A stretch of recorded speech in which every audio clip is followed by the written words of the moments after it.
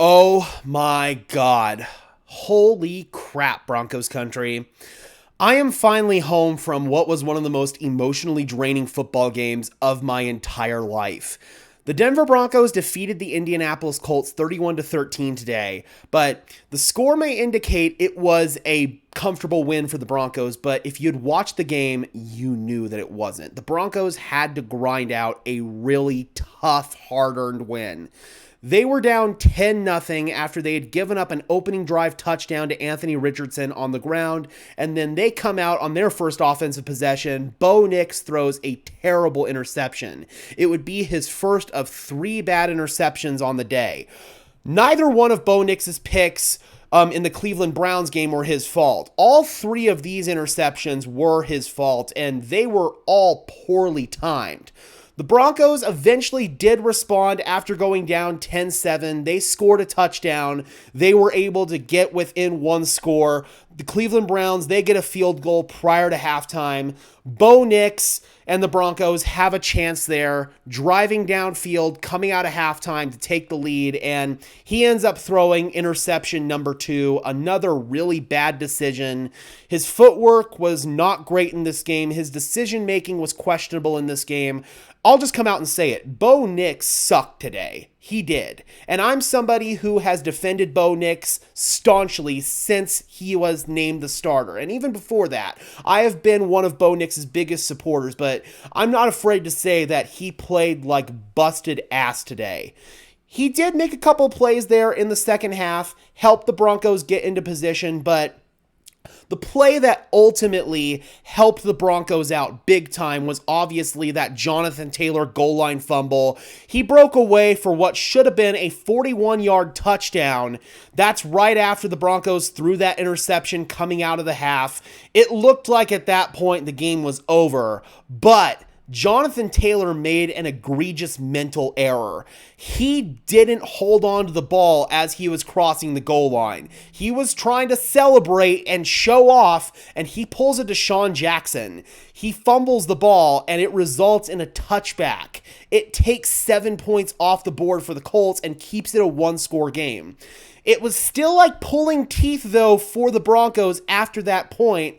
They couldn't take advantage of that turnover. They couldn't get any points off of it. Then Bo Nix throws interception number 3 after that. It was really frustrating. But ultimately, the Broncos, they were able to survive that. They were able to get a couple of field goals, and then the play that broke everything away, the Colts were trying to run this really stupid reverse trick play, Adonai Mitchell throwing it back across the grain to Richardson. It was read like a book by Nick Bonito. He picks it off. He takes it to the house, his second pick 6 in as many games. Tell me why Nick Bonito shouldn't be Defensive Player of the Year. Seriously, I'll wait for a legitimate sound argument there. After that, the Broncos got another big play. The Colts had to punt after the Broncos had got a stop. And Marvin Mims, he returned it. I can't remember exactly how many yards, but it set the Broncos up deep in Colts territory. Couple plays later, Bo Nix throws a touchdown to Nate Atkins, and it puts the Broncos up by 2 scores. You finally started to feel a little bit more comfortable about this game. The Broncos, they end up getting another touchdown after that. Bo Nix to Courtland Sutton. Despite Bo Nix throwing 3 interceptions on the day, he also threw 3 touchdowns. He made a couple of big plays there when he needed to, even though overall his performance on the day was subpar. Good teams find a way to make big plays in big moments, and once again, that is what the Denver Broncos did today. However, obviously, there are bigger fish to fry after this Colts game for the Broncos. The Broncos have now clinched their first winning season since 2016, and they are looking to clinch their first playoff berth since 2015, the Super Bowl 50 season. In order to do that, all they have to do is win 1 football game. That's it. That's all they have to do.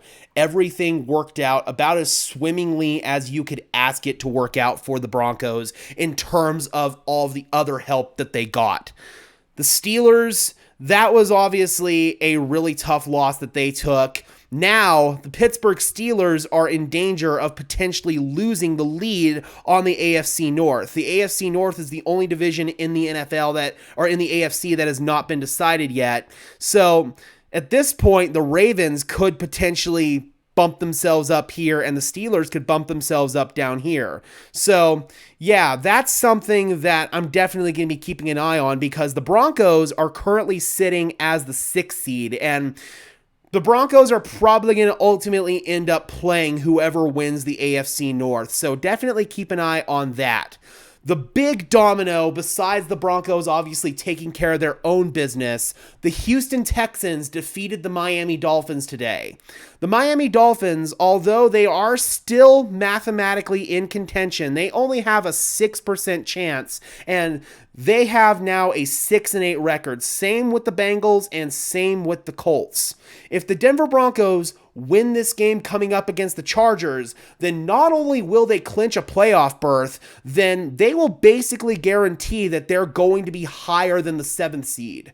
I don't necessarily know about the 5th seed, only because the Steelers still have a tiebreaker over the Broncos, so I don't know if the Broncos realistically can get there, even if, the Steelers were to win out and it still would be the Ravens. I just don't know if they would be able to get there. It really does kind of look like this 6th seed is where the Broncos are going to end up if they can take care of business against the Los Angeles Chargers. But the 5th seed isn't out of play if somebody else in the AFC screws up.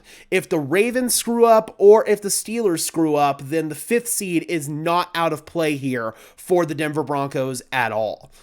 Looking at the overall playoff percentages, the Denver Broncos, after today, now have a 92% chance to make the playoffs.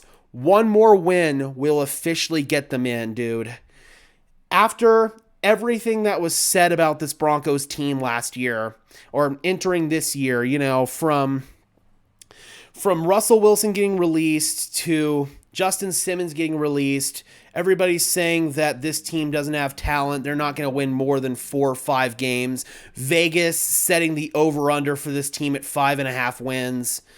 I don't think anybody could have expected this. I really don't, man. This is just an incredible, incredible feeling, and it's almost surreal. I have to pinch myself to make it feel like it's real because I just cannot believe that this team, in just a couple of years, went from the laughingstock of the NFL to where they should be, a respected NFL franchise that is back in the playoffs, hopefully.